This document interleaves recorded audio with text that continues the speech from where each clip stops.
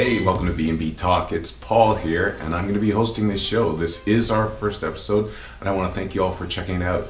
Just to let you know, I've been watching the B&B since 1987. That's right. I didn't even want to date myself, but I do go back that far.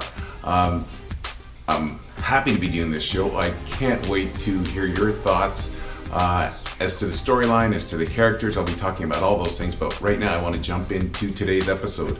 And what we see Rick and Maya. And where we left them off, he had just picked up a bottle of her pills and he looked at it. Now he knows the pills are hers and he knows that they are estrogen, and he asks her, why is she taking the pills? Now Maya gets confused, and her first instinct is probably to lie about it. And so what does she do? She tells him that they're to help her regulate herself.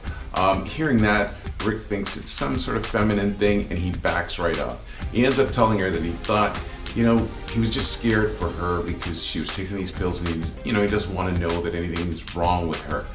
And Maya asks him, eventually where he thinks the relationship is going. Now Rick turns around and tells her, based on the divorce with Caroline, he's just taking it moment to moment. He's trying to be careful.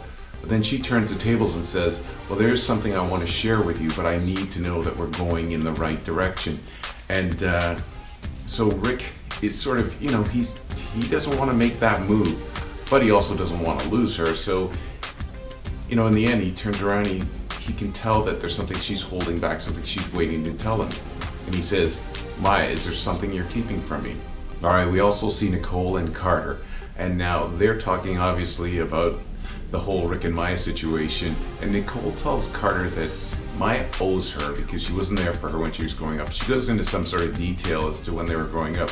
But Carter tells Nicole that he dated Maya, and that sort of knocks her off of her game a little bit because she didn't know. At that point, it's really weird because you see her switch gears and she almost starts flirting with Carter a bit. And what I can tell you is my thoughts. I think not only is she going to make a play for Carter, but when this whole thing blows up in her sister's face, she's going to make a beeline for Rick as well and throw herself in between these two guys.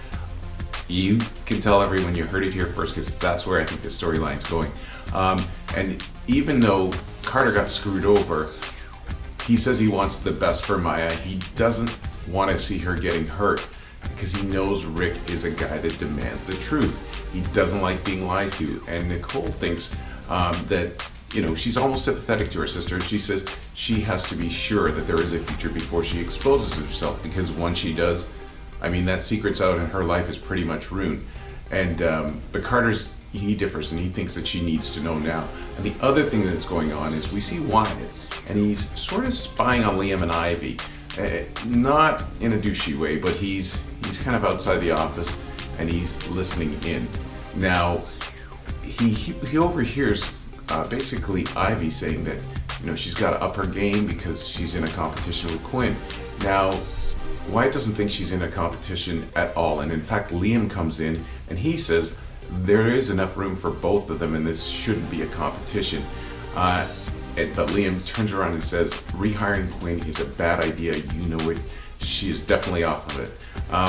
But Quinn shows up as well. Of course we have to have Quinn there because you can't have a conversation about Quinn without her being there. But she sheds some light on it, and she really turns around and says she's changed. Now, if I see you out there, and if you know Quinn the way I know Quinn, and we do know Quinn because we've seen her when no one's around, when she's in the foundry, she's working on metal, she's bananas. So there is no turning around.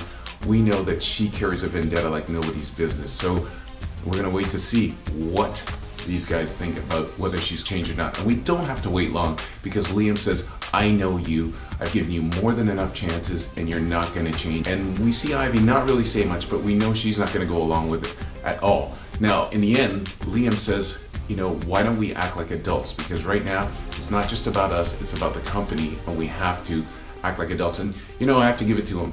Even though he's caught in the middle with his mom, he is making sense, and he's doing the right thing. He's trying to keep peace, at least until his mom goes off. And she will go off. But Liam knows she's faking it, and he's not gonna change his mind. She stabbed the guy, for crying out loud. So we'll have to wait to see how long Quinn can keep it together because these guys don't want to give her credit for getting together with, yeah, even though it looks really, really good on a resume, getting together with Deacon looks horrible if you really think about it. So she's not getting any credit for that relationship. But Wyatt does defend his mother and he says, look at all the good things she's done, including, begrudgingly, he says, hooking up with Deacon. So we're gonna have to wait to see what happens. That's basically what happened on this episode. I can't wait to dive into more storylines and talk about characters, but I wanna thank you all for checking this out. I'm so excited to be doing this. Please spread the word. I'm also doing a YNR update. I will post a link at the end of this YouTube site. Please go and check that out. I need you all to subscribe, join Twitter, join Pinterest. I will put all the links up there. I need your support, and I'm gonna have a blast doing this. Thanks for checking me out.